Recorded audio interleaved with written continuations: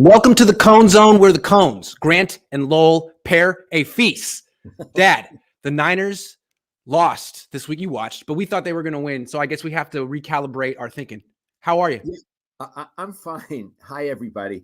I wrote before the game that the Niners were going to murder the Bears. Mm-hmm. So, God, I hope no one bet on what I said. But yeah, I think we got some really good topics today. Let's dive into them. Let's dive right in. The first thing is that, okay, so everyone expected the Niners to win. People were saying, what if they lose? What if they lose? Okay, they lost. And a lot of people are second-guessing Kyle Shanahan's choice to go with Trey Lance. Chris Sims, in particular, says he knows for a fact that certain players on this team want Jimmy Garoppolo to be the starter. Let's hear directly from Chris. Hold on. Okay, boom. They are a Super Bowl football team.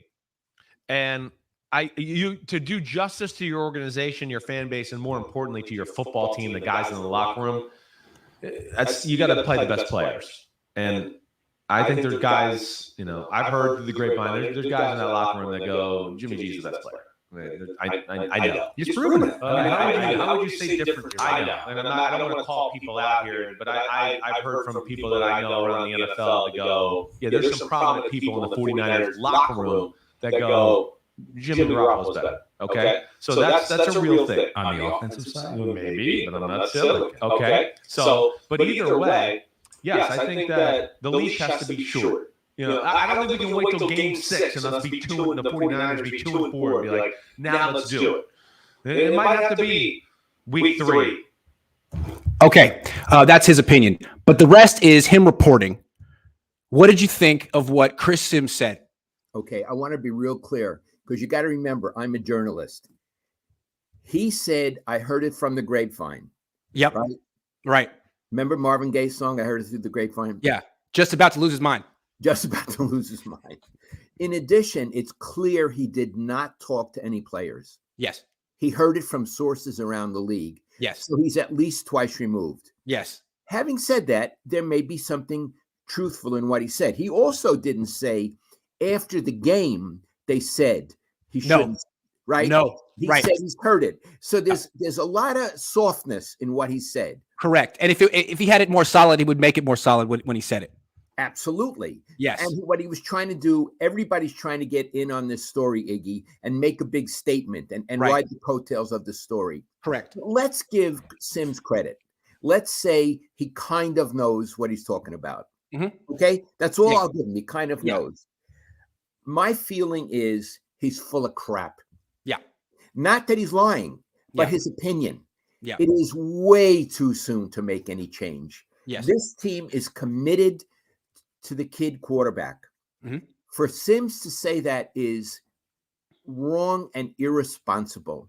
Yes. In addition, Trey Lance did not lose that game for the 49ers. No. So for him to be talking about changing quarterbacks after 60 minutes, I want to laugh in his face, Iggy.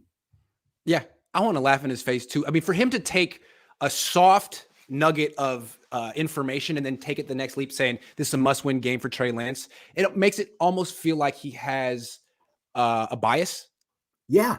Like a bias. Like he's sort of expecting this to happen, wants it to happen, maybe he thinks Jimmy Garoppolo is better than Trey Lance. Yeah. That's what it sounds like. He thinks, or maybe he has a source in the organization he talks to. Now, he's friends with Shanahan, right? Yes. But I don't believe Shanahan would say that. No, he said he didn't talk to Shanahan. No. He said he didn't talk to Shanahan. No. And he says he heard it from a player, not a coach. But he didn't talk to the player. He knows someone who did talk to the player. Right. That's very telephone. That's weak. You know what? That's not even a source.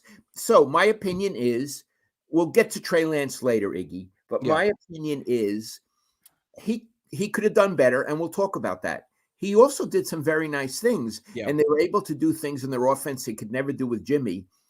If anybody thinks that Jimmy is the magic bullet, they're dreaming because he's never been one before. So this report is going to Macbeth, full of sound and fury, signifying nothing. Yes, but it's interesting because how does Trey Lance take it?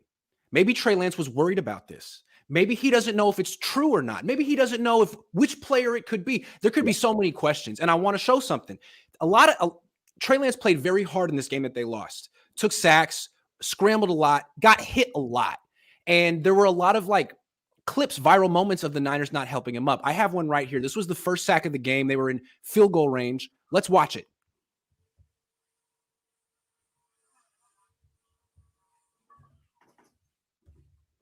Watch McGlinchey run away and Trent Williams just walk away. And let's watch it from the other angle. So you can really see that it's McGlinchey who gets beat. And he looks at him like, hey, man, that's your fault. You should have got out of the way. And it's not my job to help you up. The 2 tackles. And so if this happens to you as a quarterback, you might just believe what Chris Sims is saying. McGlinchey in particular on the left gets beat to the inside just instantly. That guy throws down Trey hard. McGlinchey looks at him and says, I'm out of here. And Trent Williams says, I'm out of here too. And your point is, ordinarily, they would help him up. Absolutely. Abso-freaking-lutely. And the fact that they didn't, is Trey thinking, what? Are these guys not behind me 100%? Is McGlinchey talking to Chris Sims? Who is it? I don't know. It could drive you crazy. It might drive me crazy. This is a much stronger point than what Chris Sims brought. Yes. The idea that they just left him on the ground and walked off, because you can believe they would have helped up Jimmy. They literally would have extended a hand. I think they literally would have, yes. And so, in fact, I've literally seen McGlinchey literally do it for Jimmy Garoppolo in the past. So, Iggy, we can't know for sure what it means, but what's a hypothesis? You're not one of us. Yeah, I love it. You're not one of us. I don't know why you're the quarterback. You're not my quarterback. My quarterback's over there. We went to the Super Bowl together. I love that man. And, Jimmy's done a lot for some of these players. Think about it. Like, Jimmy got Kittle and Debo paid by featuring them and forcing them the ball. And those guys have made a lot of money. And maybe they feel like, I can't just turn my back. He's on the team. He got me. I don't have any on-field relationship with Trey Lance. It could be business. I have no idea who feels what. But from Trey's perspective, he might feel like, man, I'm an outsider here. They won't even help me up. They don't want me. They want Jimmy. The coaches want me. But these guys don't really seem to show it. It'd be tough. So the worry is, what's the real worry? That they won't be nice to Trey in the locker room. Who cares? The worry is they won't play hard for him. Right. Okay. Right. Let's isolate the issue. Yeah. I thought they played hard for him. Yep. I agree. Now, McGlinchey got beat on that play, but McGlinchey got beat when Jimmy was playing. Right? He's a better run blocker than pass defender, quarterback defender. Right. He's not great at it. But the fact that he screwed up and walked off is bad. But the question is, and this is, you'd know better than me, Iggy, will they play hard when they're on the field with Trey Lance? I think they will. I think they did. I think the defense played too hard. They were hitting after the whistle and stuff. I'm talking about the offense guy. The offense was running the hell out of the ball. It just, I think they played hard. So even if they don't like Trey Lance, good point. And even if they hurt his feelings, okay? Yeah. This isn't elementary school. Right. They don't have to like him. Yep. The only issue is, will they play their asses off for him? That's true. And so far, what I see is they're doing that. So I think Chris Sims is just blowing a lot of hot air. Mm-hmm. I know that you have some relationship with him and you like him. He's a nice guy. But I'm just questioning him now. And the fact that they walked off the field was not nice. It's not a nice world, Iggy. True. It's true. Have you noticed that? Yes, I have. It's not a nice world. And you said they just have to play hard for him. Yeah, that's true. And also, if they think Jimmy Garoppolo is better, who cares? No one asked their opinion. Like, the coaches aren't going, hey, Mike, who do you think we should start at quarter? Just play. You can have an opinion. You can have an opinion. You can be, this is unfair and Jimmy should start. Okay, great. Did you say it? Are you done? Did you get out of your system? Okay, now go play football for Trey. Yeah. That's your job. And Kyle is not going to go to McGlinchey and say, you really should have helped him up. Yeah. Hurt his feelings. Yeah. This isn't like that. It is. Mike, let's talk about it. If you want, Jimmy, let's talk it out. Come on, let's have a conversation. I want to hear your thoughts. You can hear no, it's like, dude, okay, you disagree with me. I don't care. You play right tackle. I'll make the decisions. That's the chain of command. It's like the Army. There's a chain of command. You play tight end. Yeah. And if you screw up, McGlinchey, you got someone else. Yeah. Debo, if you don't have a connection with Trey Lance and you're going to have 14 receiving yards on 8 targets, we'll give your 8 targets to Brandon Ayuk because Brandon Ayuk's all in. Yeah. You know? Yeah. So what I'm saying, Iggy, is this story about it's unbelievable. This story about Trey Lance is like the biggest story in football. And everyone wants a piece. And Chris Sims wanted a piece. Yes. And it's, think of it. Here's what I think of it. It's Thanksgiving. Yes. And you have this big turkey, but it's now just a carcass. You know what I mean? There's a little tiny skin left and maybe a little piece of meat, and they're still fighting over the carcass. That's right. No, I saw you little piece. I want that. Like, nah, that's just a bone. It's just a bone. Joseph says it's despicable how media overreacts to Trey when the D clearly gave the game in key third down penalties. Trey competes while the linemen deplete. I think you got it right, Dad. Everyone just wants a piece of the story, and the juiciest way to approach it is Trey sucks. Yeah. Trey sucks. I've seen him play 3 times. I'm a genius. I know he's not good enough. Like, okay, that's okay. Yes, that's what everyone tries to do. We've got one more from, here we go. Roberto Hardy says if Jimmy G played, the Niners would be 1-0. Let me tell you. That was good. Well, Roberto, thank you for your comment. Yes, thank you. And for your donation. I appreciate it. If Jimmy G played, they'd be 0-1. Yeah. Yep. Okay. Let's ask it this way. After watching week 1, you watched the game. Do you think Trey Lance, or do you want to ask me? Yeah, I'm going to ask you. Okay. I got my cheat sheet here, guys. Sure. Okay. Is, after watching Trey Lance for one game, is he where he needs to be as a quarterback? Grant, as a football player. Is he where he needs to be? No. But I think he's close. I don't think he's close to being as good as he could be in the future, but what he needs to be for this team is he needs to improve the run game. I think he has. He needs to improve the third down offense. So far, they were really good on third down in this game.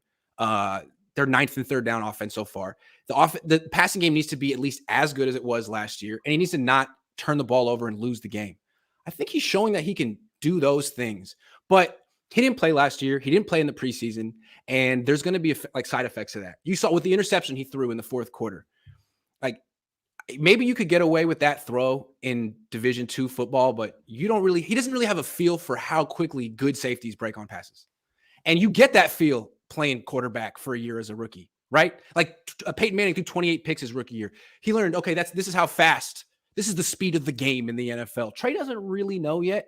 So he's going to have moments where he makes mistakes because he didn't play. And so I guess he's close. I think the things they expect him to do this year, he's doing, but he's also going to have these moments where, actually they're losing to the Bears. And he needs to pass. And it's like, he hasn't done this before. This is a work in progress. So close, but no. He did have a 50 passer rating, which is really not very good. No. He had an 85 passer rating the first 3 quarters. And then the fourth quarter, it was really raining very freaking hard. All right. Fair enough. Yes. Let me say this. In the positive, he brings things, and this is obvious, to the offense that Jimmy couldn't. The run. He can run. And he's tough. He can run.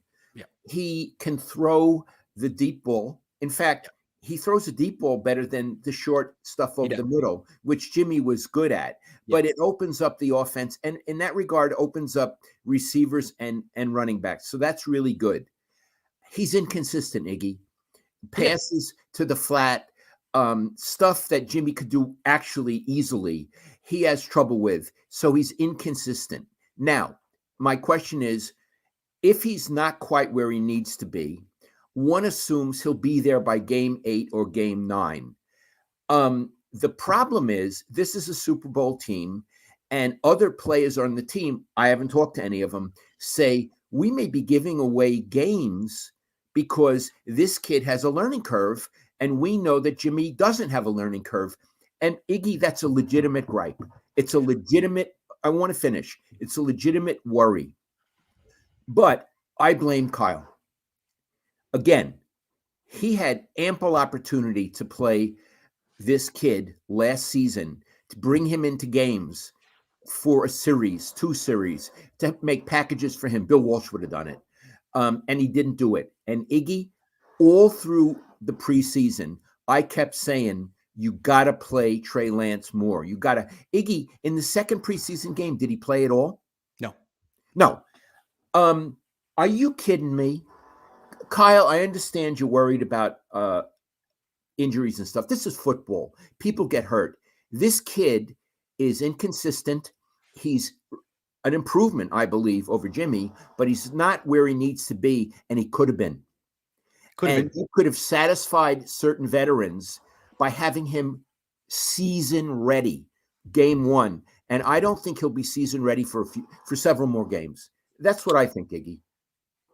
I disagree. I actually want to give him more credit. You said he's good at running and throwing deep. He's better than that. He does more good things. It's not just that. Like if we're talking about his shot chart or his spray chart on the field, it's about what Kyle calls.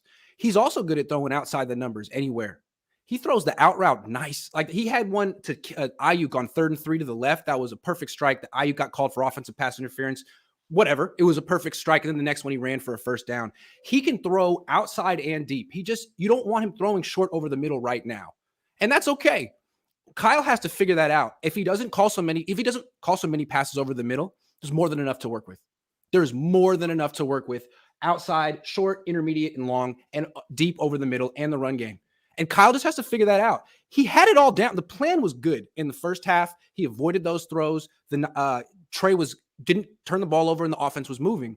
In the second half, they lost their running back. Kyle didn't adjust on his feet and just went back to the old offense, which is terrible. You can't do that. You have to embrace the new player. You can't just go back to the old stuff when you get nervous. Iggy, I've noticed over several seasons, Kyle Shanahan is better with the scripted plays. When he runs out of the script, he's not as nimble mentally as he is when he has the script. Have you noticed that? Yes. I mean, I think and this was a great example week one. Week one, the game plan was perfect. When he did throw, it was outside or deep down the field outside, guys going across the middle, but catching it near the sideline. I mean, it was all perfect. And then you lost your running back. So Kyle freaked out. Okay, I can't run the ball. Now play action isn't going to work as well. Now I got to go back to our old offense. Well, you might as well bring in Jimmy if that's what you're going to do, because that's the one thing you can't do with Trey. I think about it almost like as a basketball player. Jimmy is the guy who can get to the rim and shoot mid-range jumpers, but he has no three-point shot. Trey is the guy who can get to the rim and shoot threes, but doesn't have a mid-range game. You don't ask him to shoot mid-range jumpers. LeBron doesn't have a mid-range game. There's so much you can do in between without asking him to do the stuff he can't do. And that's on Kyle. I think Trey's shown that he can do enough for this offense for this team to go where it needs to go with that defense. That's all I'm saying. Do you disagree with me when I say that Trey Lance is a little inconsistent? He is a little inconsistent, but so is Jimmy. Like, here's the way I look at it. Like, you're saying he's not an elite quarterback yet, because elite quarterbacks are consistent. No, he's not. And if the Niners had an elite quarterback, we wouldn't be talking about this. But what they have is a great defense, a run game, and 2 quarterbacks. And to win a Super Bowl without a great quarterback, you need a great defense and a great run game. And they don't have a great run game with Jimmy Garoppolo. They have a great run game with Trey. It doesn't mean they'll win the Super Bowl, but I think they have a better chance with Trey than with Jimmy. I do. It's interesting to hear you. You're a little more sold on Trey Lance than I am, which is fine. I keep losing bets to you. By the way, I have the bottle of wine here that I lost on the Jimmy bet, and I ought to bring it over so next week you can show the 2 bottles of wine I lost to you, and they're great. Anyway, but you are a little more sold on Trey Lance than I am. I think part of the reason is you were there in training camp, and I sit in the house and look out the window. So I didn't see him in training camp, and you did. And that was important for you. Yeah. I don't think he's a great quarterback. I don't think it's like, I'm sitting here being like, what are people missing? This guy's a Pro Bowler. Like, no, not at all. He's definitely inconsistent. There's specific ways you need to use him. I'm saying don't throw over the middle with him. That's a limitation. It can't be like that 2 years from now. But right now, you have to understand his strengths and weaknesses and play to his strengths, just like they did with Jimmy. Jimmy can't throw deep. Jimmy can't move. Jimmy can't throw outside the numbers. So Kyle learned all that and erased it from his offense. Do that for Trey. Embrace present. So embrace the present. So if they embrace the essential Trey, yes, is this a team that can go deep in the playoffs? It's a team that can win the Super Bowl. It's the same. Let me explain. So this is the Niners. Okay. They have a great defense. They have this run game, but teams want to shut down the run game. They know it. We got to put the game in Jimmy Garoppolo's hands. So we're going to put an 8-man box. Garoppolo's hands, Trey Lance's hands. let me just explain why they're here, okay? We got to run the ball. Jimmy's our quarterback. We're going to put 8 in the box. Jimmy can't make you pay. We can't make you, right? 8 in the box. Throw deep. Do something. Jimmy won't do it. So you keep throwing passes into this congested area. We saw what happened. They didn't win the Super Bowl. Theoretically, with Trey, if you have an 8-man box against Trey, he's just going to take shots down the field and hit a lot of them. And if the defense eventually says, okay, fine, you're hitting these deep shots, we're going to play 2 deep safeties, and they'll run for 300 yards. That's how the Seahawks won the Super Bowl 10 years ago. It can be done. The Niners have to make you play for trying to take away their run game, and Jimmy couldn't do it. Trey can. He did it 3 times in this game. He was 3 for 4 on deep throws. It works. It's going to work as long as the whole team doesn't fall apart. Elijah Mitchell getting hurt really didn't help. Okay, let's move on to the next topic. Okay. Is the offense where it needs to be? Yes or no, and why or why not? The offense, excluding the quarterback. Yeah, no, but it's close. It's really close. They lost Elijah Mitchell. When Elijah Mitchell was healthy in the first half, they averaged 6.4 yards per carry. Offense was looking great. He went down, and then Kyle, again, didn't adjust well on his feet. He went to the guy he trusts, Jeff Wilson Jr., who tore his meniscus last year and hasn't been the same. But he trusts Jeff Wilson. The other option was undrafted rookie free agent Jordan Mason, who hasn't played yet. And Jeff Wilson had 22 yards on 9 carries. So Kyle has to embrace his new players. You just drafted a running back in round 3. Wasn't even active for this game. Got to be active in this game. You just had Jordan Mason was one of the stars of the preseason. Give him a chance. Don't just go with the guy because you know him and you trust him. I mean, he's not the same player he used to be. Once Kyle figures out the right running back, I think this offense is going to be really good. And I think he's going to figure it out like today. I think he's going to figure it out right now. I understand. Yeah. You've been very critical of the offensive line. How did they do in the game? They ran the ball well. Pass protection is an issue. You saw what Mike McGlinchey did. But again, this team, their script is don't pass. Run the ball as much as possible because the defense is the best in the league. And if the defense isn't committing a bunch of penalties, they're the best in the league. So I think the formula works. We saw it work in the first half especially. Iggy, how many points did they score in the first half? They scored 10. That's not a lot of points. That's now, true. Debo did fumble. Debo fumbled. That was a big one. That should have been 3 or 7 right there. Trey Lance missed a deep throw. That would have been another one. They got to get better at scoring. But if they're moving the ball at an above average rate, you got to figure the points will come, especially when Kyle gets a better feel for using his players this year. He's got a real good feel from the team last year, but it took him last year. Even last year, it took him half a season to figure out how to use that team to its best. Yes. Right? That's what I'm saying with him. Like, okay, like, can we speed up that process a little bit this year? Okay. Yes. Let me ask you this. Is the defense where it needs to be? Yes or no? Why or why not? No, but it's close. I mean, it's the number 1 ranked defense in the league right now, even despite giving up those points in yards. It's the number 1 ranked defense in the league. I think they gave up 68 yards in the first half. 2 things. The penalties have been an issue for this defense since last year. And I don't know if it's D'Amico who's too buddy-buddy with the players or Kyle, but someone needs to step in and say, this has been an issue for like 2 years now. We got to stop. We're too good. It's not the rookies. It's everyone. It's vets. It's leaders. It's highly paid players. It's not okay. The penalties. And then also 2 sacks against the Bears. 2? That can't happen. And it's like, to me, D'Amico's a little too reliant on his pass rush. Yeah, it's a great pass rush, but what if it's not getting home that day? You got to call blitzes. You can't just wait. I remember one of the things that made Robert Saleh hit head coach, what got him on people's radar, was his blitzes. He was really good at blitzing. He was. I remember one time he sacked Baker Mayfield a bunch of times, and the next day he caught me in the hallway and said, "Did you see what I did? Did you see what I did?" I was like, "No, what are you talking about?" And he goes, "Well, on this 1 3rd down, I put Buckner right next to the center, okay? And that way I knew the center was going to have to slide towards Buckner because it's DeForest freaking Buckner. And then I brought pressure off the other side, knowing they wouldn't have enough guys to block it." I was like, oh, wow. This guy's really smart and proud of his blitzes. And I could see like he really puts a lot of passion and creativity into that stuff. I'm sure D'Amico does too, so show it, man. You can't have a game with 2 sacks. Also, though, Iggy, you can't have a game with the defense really fell apart in the second half. And what was it was unforced errors. Yes. And so somebody has to be held accountable for that and has to make the players more disciplined. Yes. It's either the head coach or the defensive coordinator. But anyway, Iggy, I would say the defense is not where it's supposed to be because it's a whole game. It's not a half. Yeah. It has the potential to be elite, but like you said, discipline. Where's the discipline? For example, they were just killing the Bears. The Bears had no points. And then all of a sudden, there was that 51-yard touchdown pass to Dante Pettis. Talanoa Hufanga, who'd had a great game, was playing zone coverage. Field starts to scramble. Everyone on the defense finds someone to cover, right? Talanoa runs like 40 yards across the field to try to tackle Justin Fields. And Justin Fields, instead of covering Dante Pettis, who was wide open, Justin Fields just not disciplined, being a hero, trying to do too much. What the heck was that? So yeah, I would have to agree. Someone has to, and all those hits after the whistle, all those 15-yard penalties. That's ridiculous. Can't do that. Yeah. You know, Iggy, for me, boxing is always the metaphor that helps me understand life and sports. And I want to tell you what this game was.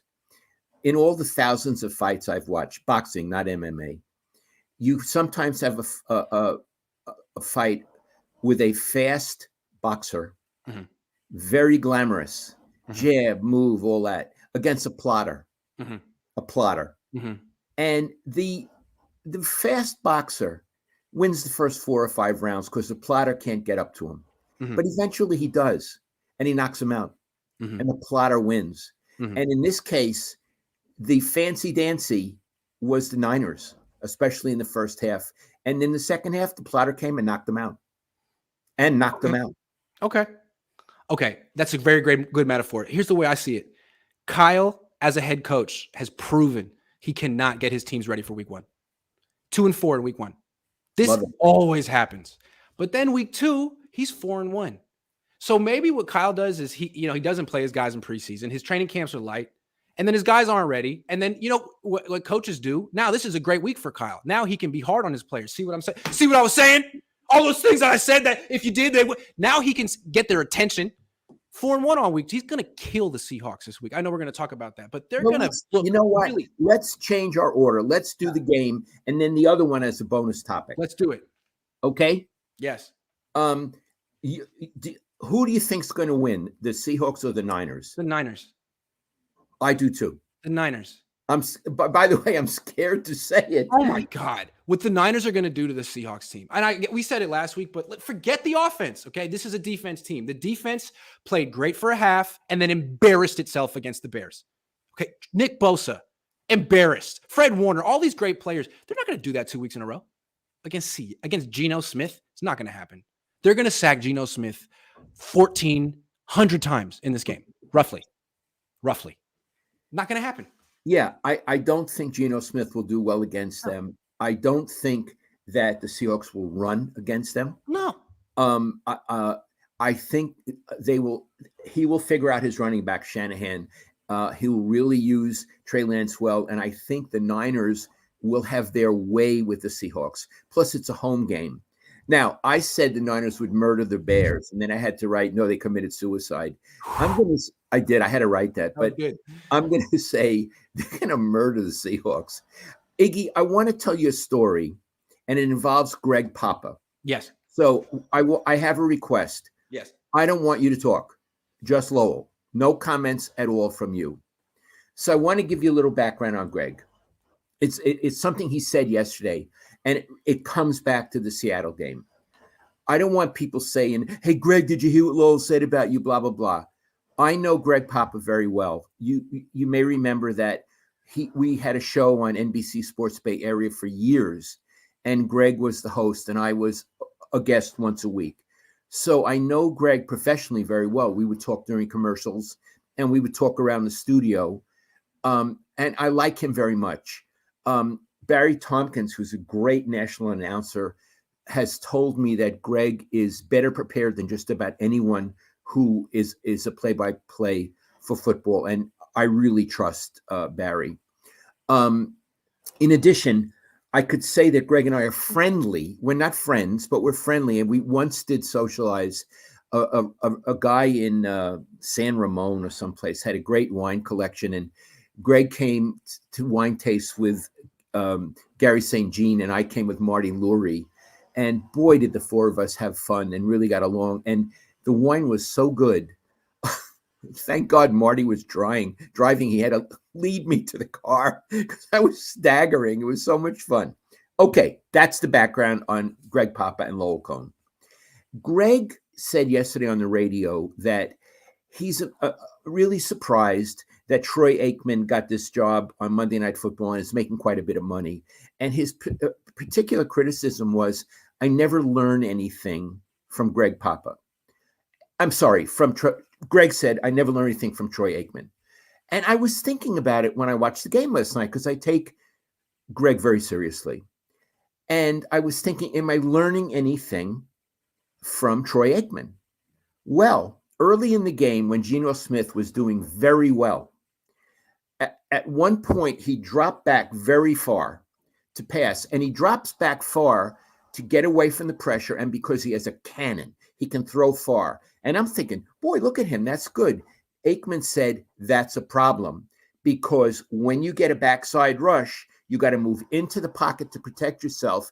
He's going to get sacked eventually, and he did. He got sacked because every quarterback learns to move forward into the pocket. He does not do it, and he's never done it.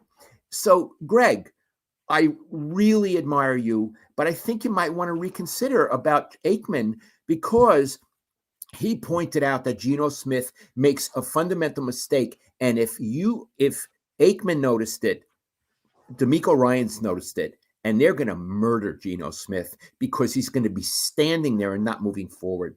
Was that too much to make the point? That was nothing. That was no shot at Greg Papa at all. That was just I disagree with your assessment, and I want to say I noticed that about what Aikman said as well. He said it. I noticed it. I thought that was great insight. And you know who does step up in the pocket? It's one of the reasons I like this quarterback, Trey Lance. He certainly does. Trey Lance. He's learned it right away. Yes. So I like that about him. I saw that with Geno. Nick Bosa is going to have 3 or 4 sacks in this game. He should. The thing you said is, you said the Niners are going to murder the Seahawks. Let's hold off on that. You pointed this Niner team with Trey's moving the ball well, but they didn't score that many points.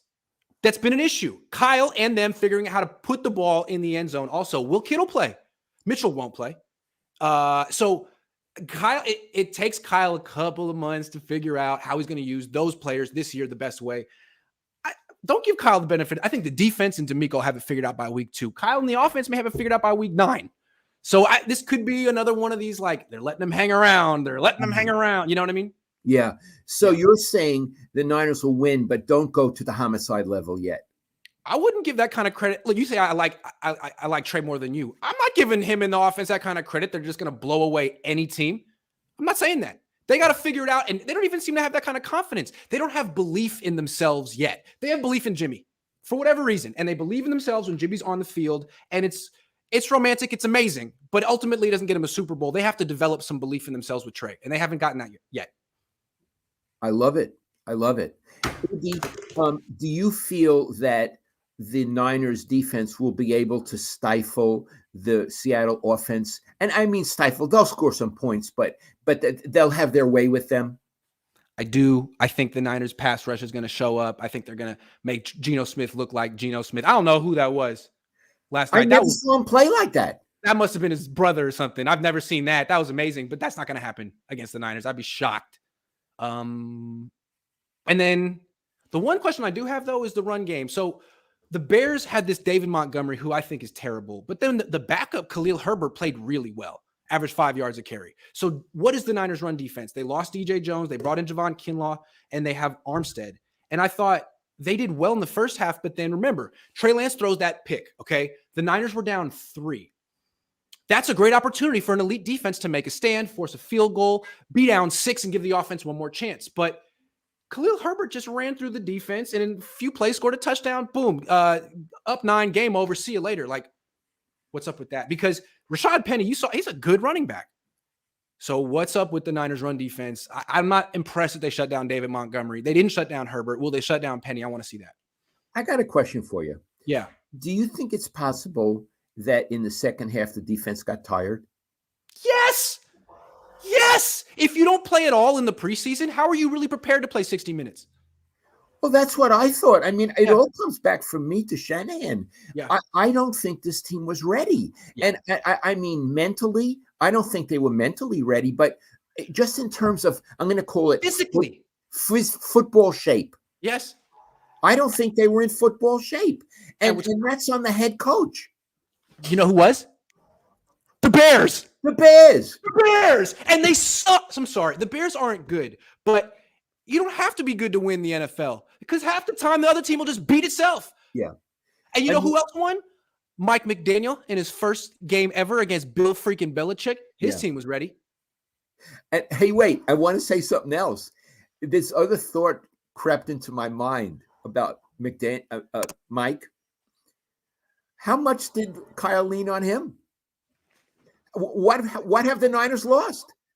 Because, okay, the Niners had a great game plan on offense in this game. Mitchell gets hurt. The offense falls apart. Was McDaniel the guy who thought on his feet? Was McDaniel the guy that said, hey, Kyle, you called 4 deep throws for Trey Lance. He hit 3 of them. You might want to go back to that. Maybe not the short stuff over the middle. Who is the guy reminding him? Because Kyle just lost it in this game. He had it, lost it.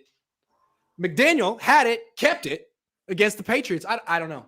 Yeah. So it makes you wonder what he lost. Yeah. What Kyle lost with that guy. Because what a debut to beat Belichick. Okay, let's get to our last topic, and then we have like 30 comments or less to get to. So we'll get to all your comments, but we have one more. We're going to get to it.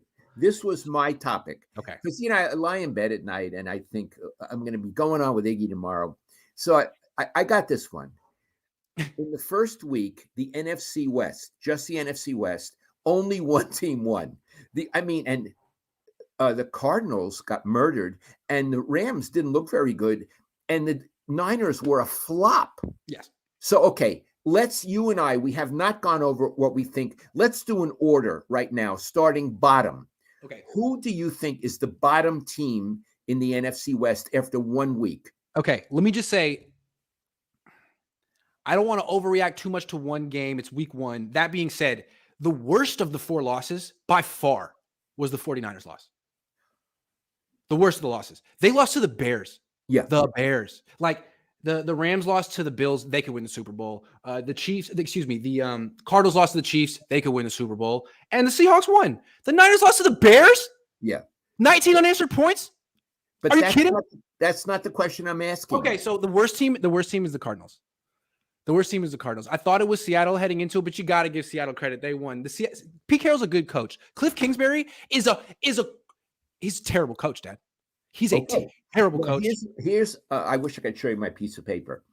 I originally had Arizona as the worst. Okay. But then I punked out and I changed it to Seattle. Okay. So, but you stick with it. Go with your original gut instinct here. Arizona. My dad would have said, go with your gut instinct. So Yeah. I'm saying Seattle is the worst, despite the fact they're the only winning team. And those uniforms, Iggy, didn't they look like pajamas or spacesuits or what were those uniforms? Awful. With the green ones, terrible. Yeah, really and bad. they were glowing. I mean, what the hell was that? I don't know. So you have Arizona the worst. I have I had Seattle the worst. You had Arizona. Let me just make the case for Arizona real quick. They have the worst coach by far in the division, maybe the worst coach in the league. The guy's a verstunken coach. And listen, I think that quarterback is overrated. Yeah, well, he's very talented, but he's been in the league 3-4 years. He never gets better because allegedly he doesn't do his homework. So that's a problem. The coach is terrible. The quarterback doesn't do his homework and doesn't get better. They lost Chandler Jones. Their defense is terrible. DeAndre Hopkins is suspended for the first. No, they're terrible. They're freaking awful. Also, awful. The quarterback can't see over the line. That's problem. That's problem. Okay. Anyway, so I had Seattle worst. You had Arizona. Who's the third worst? I have Seattle 3, even though they won. I'm going to need to see a little bit more than that. Although they played nice defense, they ran the ball well, and give Geno Smith credit. But I'm thinking Geno's not going to do that very many more times. I have Arizona third because even though I'm criticizing the Arizona quarterback, I don't believe in Geno Smith at all. I mean, he's had enough chances, and I don't know what happened in the first half last night, but I think he's going to return to the mean. Yep. So we got that out of the way. Yep. Who is the second best team in the NFC West? I'm going with the Rams. Whoa. I'm going with the Rams. Let me make my case real quick. They still have a good defense, although they didn't show it in this game. But I'm saying they still probably have a good defense. They can't run the ball. That was the case last year. And now they can't protect Stafford either. They lost their left tackle. He retired. And Stafford just got murdered. He didn't get murdered, but he got harassed.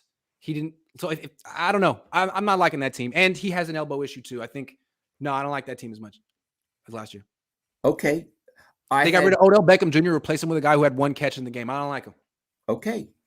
I have the Niners number 2, and I have to say a couple of reasons.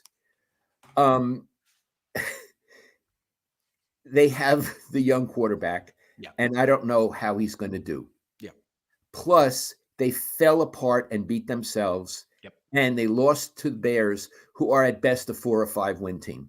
4 or 5 wins. Yeah. So I have to say, it wasn't impressive.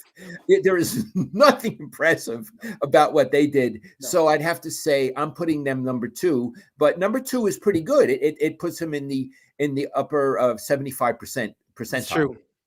Just that's fair. That's fair. I don't know. I picked the Niners to win the Super Bowl this year, and I'm trying not to back off of that prediction after one game because remember they're 2-4 week 1 under Kyle. It's his thing. He can't get his team ready for week 1, but he's 4-1 on week 2. So I'm thinking they're going to beat the Seahawks, and a lot of this will quiet down. We'll see. Okay. We'll see. Tell me why you think they're a better team than the Rams. I think their defense is better than the Rams, and I think their run game is better than the Rams. And I think that's going to take the Niners really far. And Trey Lance is going to improve along the way. He's inconsistent now. What's he going to be in December if he's still the quarterback? Okay. I think he'll still be the quarterback. Yeah. Last question. Do you think he'll still be the quarterback in December? I do. I think he will. Yeah. Okay. Despite what Chris Sims thinks. Let's go to the questions. Okay. True Boxing King says, why can't Trevor Lawrence have a terrible rookie year in 2021, come back 2022, and his first game is just as bad as Trey's, yet no one says anything about him? You talked it. Because the Jaguars are terrible and the Niners have high expectations, and it's just the situation with the Niners is unprecedented. Have you ever heard of a quarterback being on a team that went to a Super Bowl and then all of a sudden being replaced and staying and being the backup? I've never heard of it. It's unique. And so people are obsessed with it. Plus, this is a Bay Area, and no one cares about Jacksonville. Yeah. Raja says, let's go sign AP and Mason can learn from him. No, but the Niners should go trade for Kareem Hunt. Do you know who Kareem Hunt is, Dad? Yeah, I do. Yeah. He's a good player, though. What do you think? I mean, he's great. He's great. I would get him. Maybe they he has a pass. Jimmy for him. Yeah, I'd say so. Gabe Rocha says, I saw Colin Cowherd call Kyle Shanahan a Hall of Fame coach this morning. I threw the remote through my TV. Yeah, wait, say that. Read that again. Gabe Rocha says, I saw Colin Cowherd call Kyle Shanahan a Hall of Fame coach this morning. I threw the remote through my TV. I hope it's a metaphor. You didn't throw the remote. I don't think now, this Colin what's his name? Cowherd? Colin Cowherd. Yeah, he talks a lot about the Niners. Ziggy, have you ever met him? No. He's never there, right? Never. So he has an expertise. Colin, I think Kyle Shanahan is a very good coach. I used to call him a promising coach, but he's too old to be promising. Now he needs to deliver.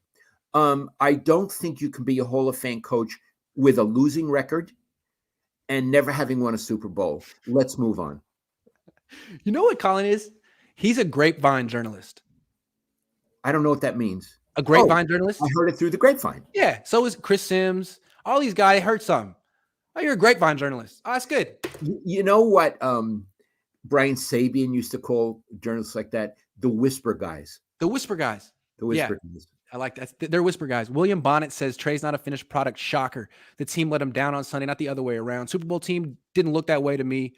12.99. Yeah, how are you going to call yourself a football team when you give up 99 yards of penalty yardage?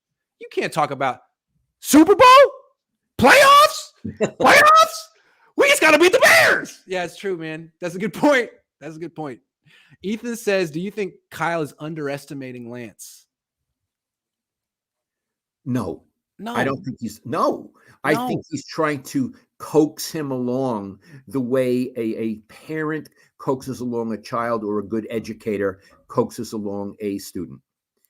You know what? This is Kyle. So he has a perfect game plan. He probably worked on it with his dad and all of his connections. Something breaks down. In this case, the running back gets hurt. So it's like a car, right? One thing breaks down. Can Kyle fix it mid-game? No. So what does he do? He just like throws the car away. Everything falls apart, and then he'll fix it this week with his dad. And I'm telling you, his game plan this week against Seahawks will be great. But if something breaks down mid-game, I don't know. Walsh would never praise any other coaches ever. And he was talking about one coach one time, and he said, he can drive the car, but can he build it? So that's the question with Kyle. He can drive the car. Can he build it? He can build it midweek, but when one thing breaks down during the race, can you fix it? You couldn't this week. Your pit crew has to be able to put on new tires. 9 carries for Jeff Wilson Jr. Come on, man. What do you need to see? Larry, I don't know if you watched the show with me and Larry yesterday, but he had a great line. He's a good scout. And he said, Jeff Wilson Jr. used to be a one-cut runner. Right now, he's a no-cut runner. He's a no-cut runner. He just runs really hard into a pile and tries to push it forward. Come on, Kyle. Give someone else a chance. Someone. I love it. I love that. All Niners says, I'm worried for Trey Lance, not because of his play, but because he is being set up for failure from his team to his coaches to the media. I hope he can prove all the above wrong, but still worried. One thing that's tough is like, how is the locker room supposed to be 100% behind Trey when it doesn't seem like the organization is 100% behind Trey because Jimmy's still here? It's just all these mixed messages. I agree. Iggy, I've never seen anything like this. It's very strange. Yeah. J-Rod5 says, I don't get the idea of supporting a guy who consistently has underperformed and losing the big games with a top-notch roster all around him playing their hearts out. I think it's complicated. As I said earlier, like George loves Jimmy. They grew up together. They made money together. There's probably a bit of a brotherhood, and I don't know what you would call it. Like Jimmy made me a millionaire. What would I be right now without Jimmy? Hard to say. How do I turn my back on that? I think there's a lot of players that feel that way with Jimmy. I agree with you. You know, a lot of these guys were in the Super Bowl with Jimmy. Would they have been the Super Bowl without Jimmy? What would they be if they hadn't been that Super Bowl? What would Fred Warner be? You know, I think a lot of people feel they came up together, they got paid together, and now we're all just supposed to turn our back on this guy. It's tough. I want to say something. Yeah. I think it'll never happen, but I think it would be appropriate for Jimmy to call a team meeting this week. Yeah. And to say, look, we're all disappointed that we lost, and some of you may really want me to be the quarterback. I want to say this is Trey Lance's team. Yep.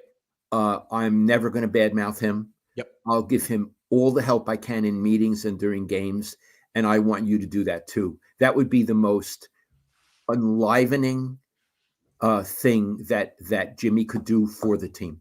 I know why you're saying that. I know. You know Warner. Kurt Warner. By the way, I didn't get it from Kurt Warner. But he did something similar to that, right? Didn't he say he did? With Eli Manning. With Eli Manning, he was in the same situation, but Kurt actually won the Super Bowl when he was there. I think he might have lost one, but he won a Super Bowl. Yeah. And then he got moved aside for rookie Eli Manning, and a lot of the players wanted Kurt on the team to start, and he had to I don't know if he said it himself, but he went to Tom Coughlin and said, "You need to say that this is Eli's team." Yeah.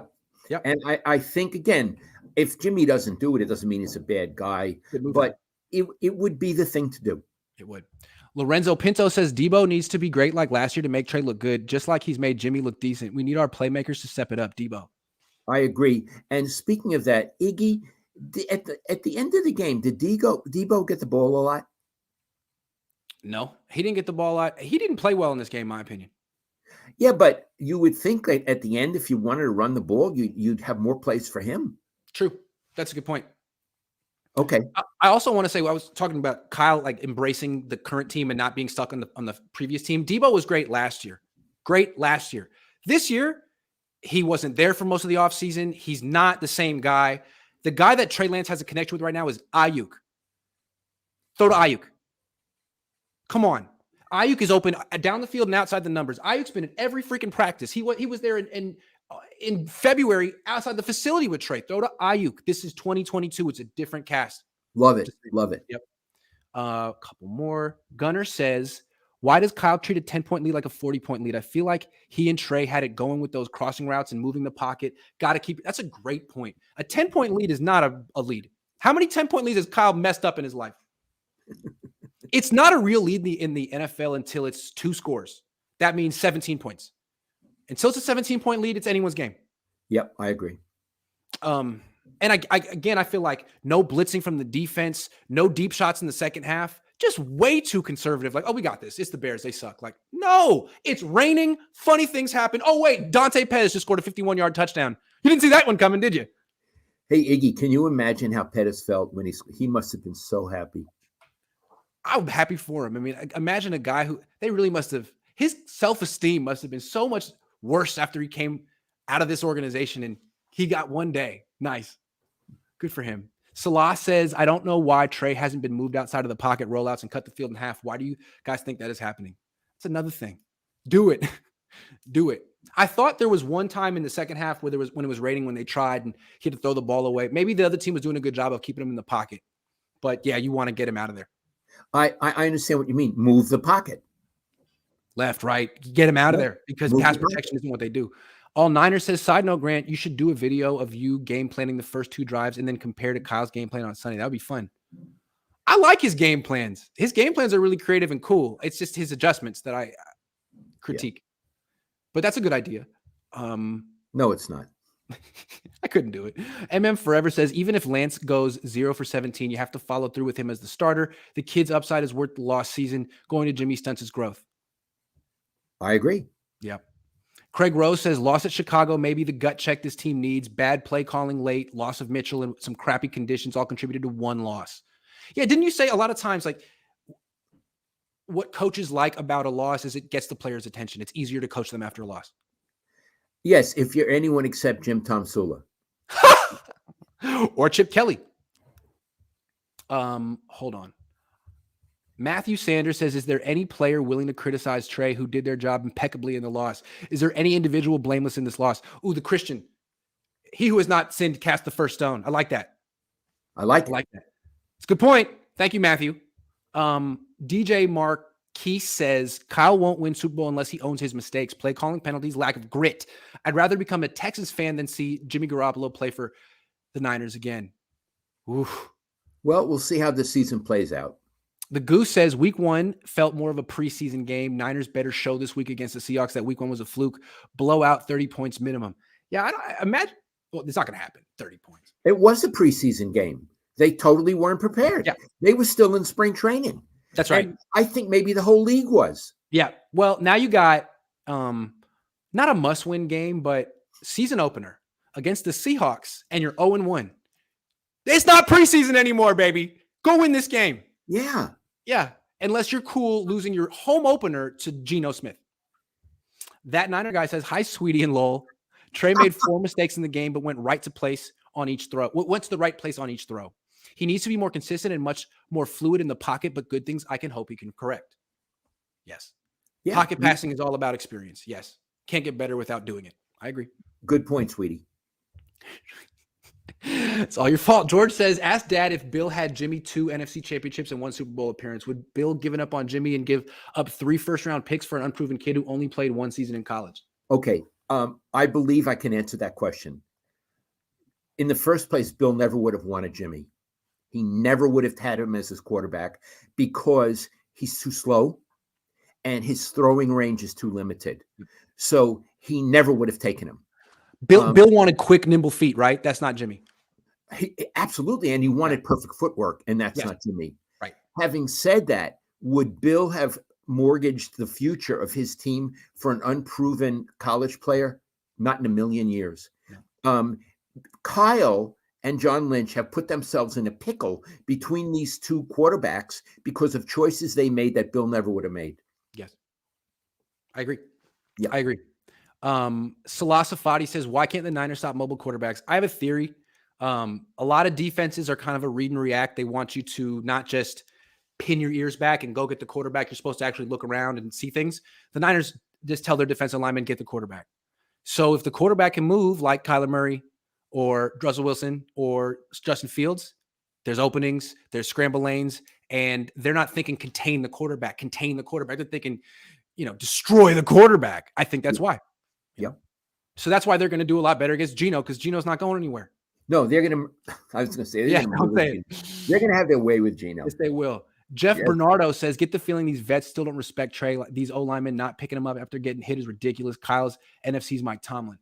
Ooh, the thing with Mike, that's a good point. So Mike, the reputation for Mike Tomlin is that he's too soft with his players. Players coach, but they like him, but he, never, I don't know, I guess is a soft touch. I don't know. I don't have an opinion on that. I don't really cover that team, but I know what you mean. I don't know if that's Kyle. John Evander Balin says that TD to Catman wasn't T's fault. It looked like man, cover one spy. There was another receiver open in the back and terrible play call. No, it was cover 3. It was cover 3. It was zone. Justin Fields scrambled to the left. It became plaster once it's a zone and the quarterback scrambling. Everyone has to grab a man to man. And Talanoa Funga just ran to the quarterback. Can't happen. I'll show you it. I can give a little all 22. You in your bag today. No lies detected. Thank you, Swan Song. Kyle was not in his bag the other day. Hold on. We're almost done. We're up to 11:37. 20 minutes. Doom, doom, doom, doom. Okay, here's one. Caesar says Seattle's uniform looked like Sharpie highlighter.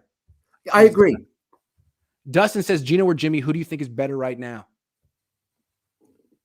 Well, Gino's been playing all offseason. Jimmy hasn't done anything in a year.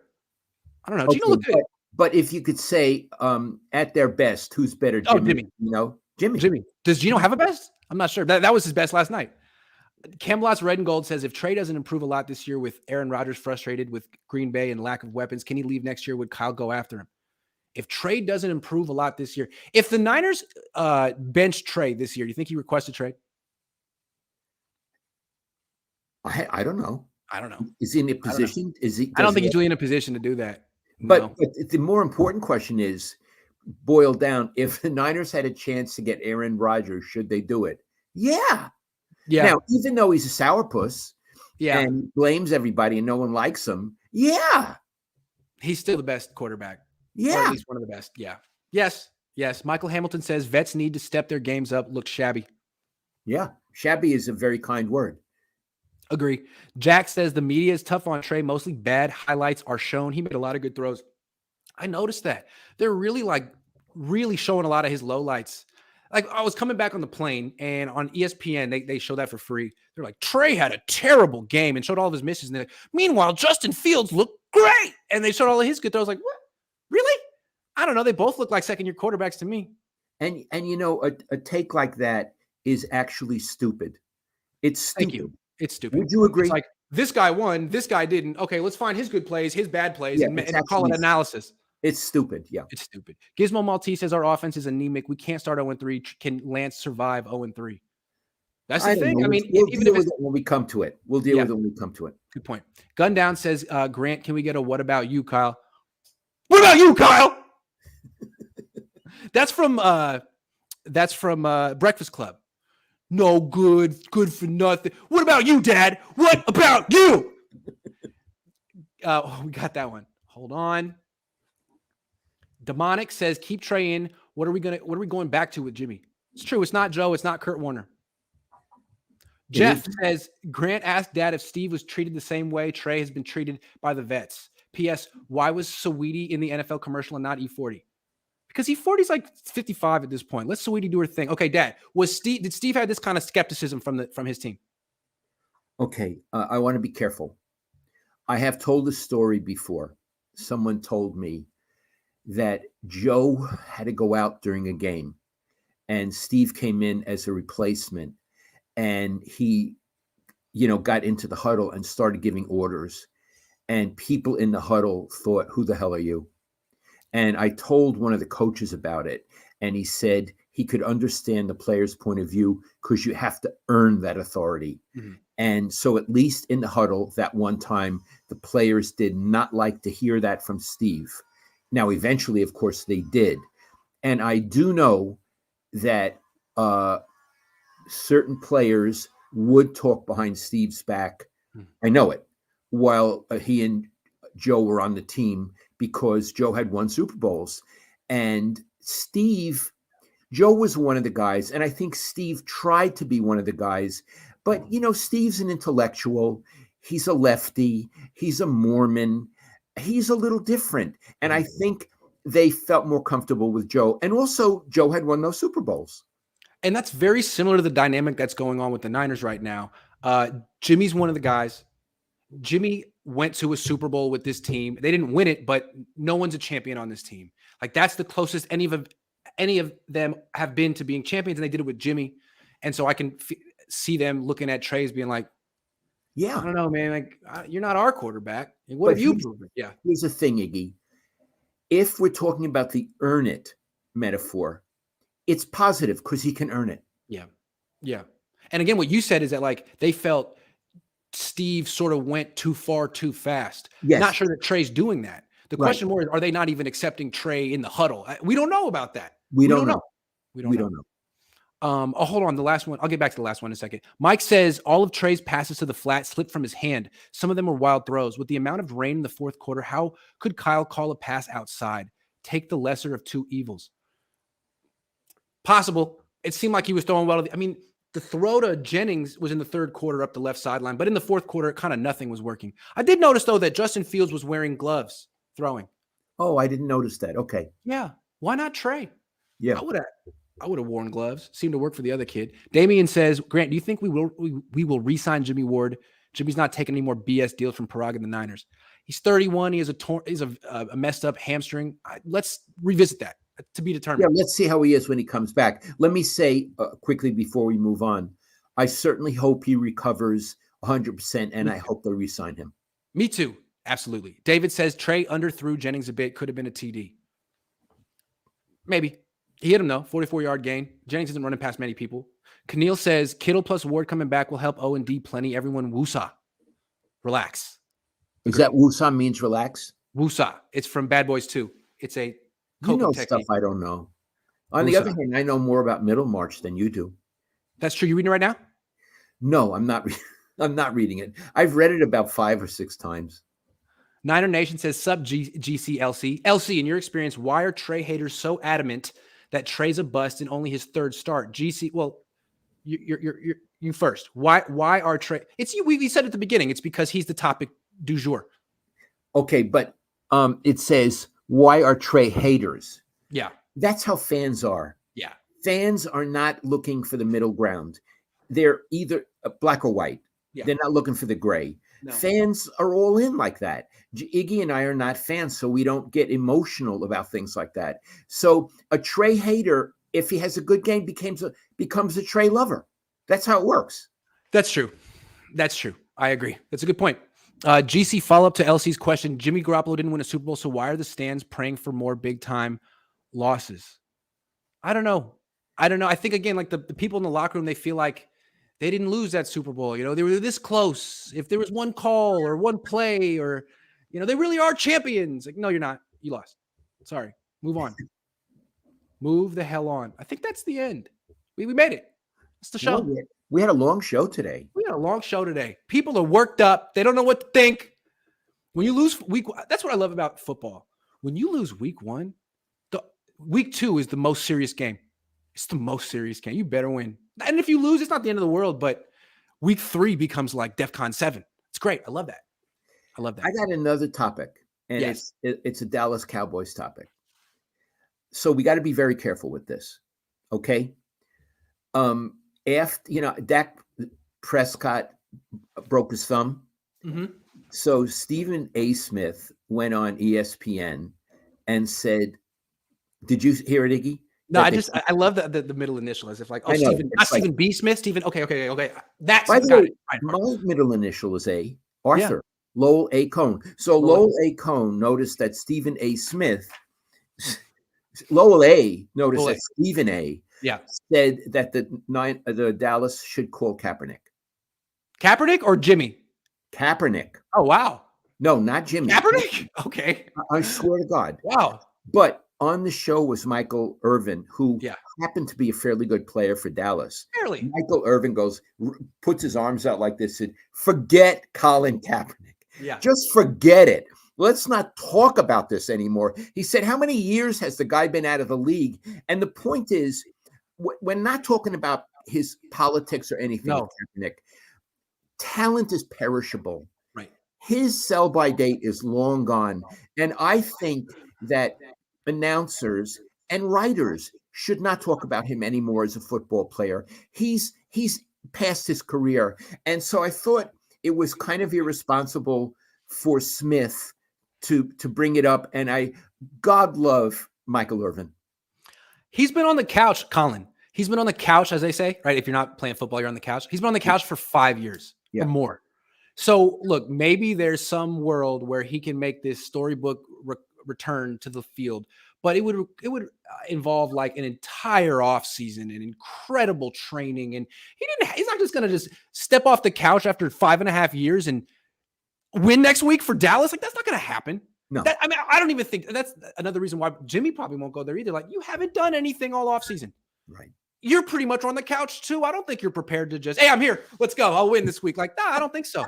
I don't think so. Yeah. That's a good point. So that was my bonus. That was my bonus topic. And what I don't understand about myself, was that topic about Kaepernick or was it about Smith? I'd have to think what the topic was about. I think that topic was about both. Because it's worth pointing out that it's at this point with Kaepernick, it's not about politics. It's about he hasn't played in 5 years. I remember when the Raiders traded for Carson Palmer, I think he'd been on the couch for like 2 years, and everyone was like, well, how can you do this? He hasn't played in 2 whole years. And it took a while. So yeah, it's an issue. And now he's 35 years old. So probably not. Colin is 35? No, he'll be 35 in November. Sorry. He'll be 35 in November. He's a little bit older than me. He's too old. Yeah. Anyway, that was my bonus topic. Oh, you got another? We got bonus questions. Carmelo says, thank you for your level head on Lance and not like the rest of the reporters. Well, thank you. Thank you, Carmelo. G-Code Travels Vlog POV says, Grant, you talked about the 72 Dolphins.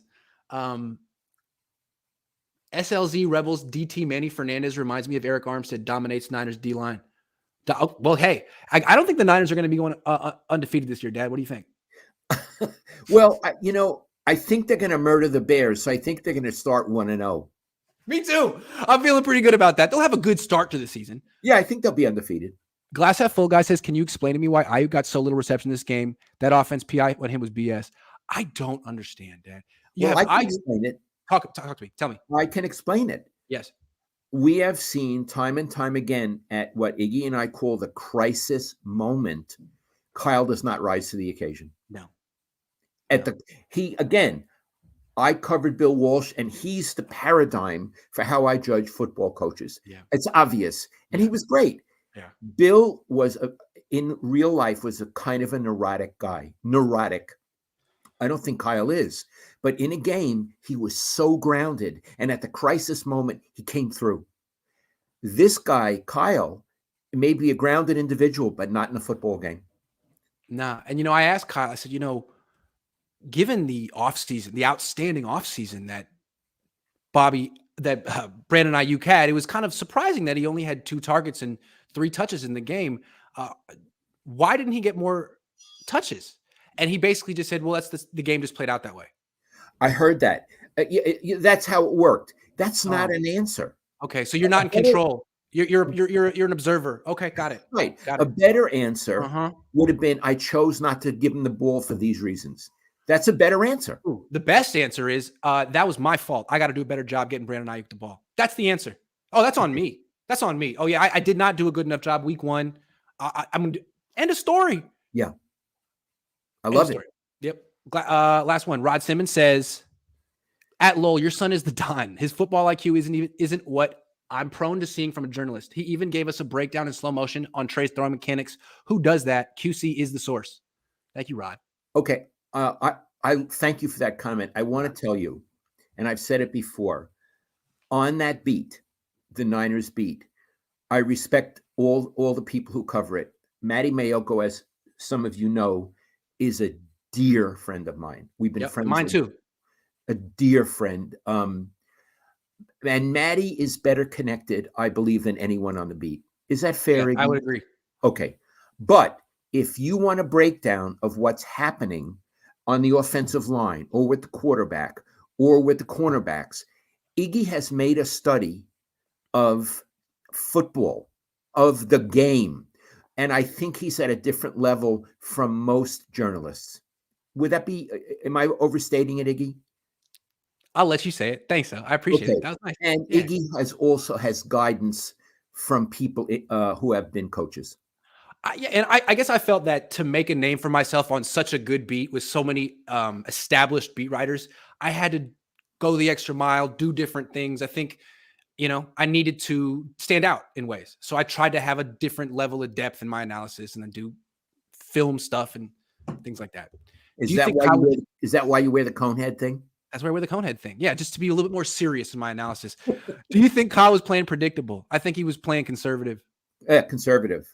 HBO says if we judge every quarterback after 3 games or even 1 year, then Montana, Young, and Manning aren't Hall of Famers. Shout out to both you legends. Iggy, you're now a legend. I'm a legend. Thank you. Thank you. Well, that's the show. That's the show. Dad, I thought it was one of our best. I had such a good time today. I love you, Grant. I'll call you in a few minutes. I love you too. Thanks for watching, everyone. I'll see you guys later.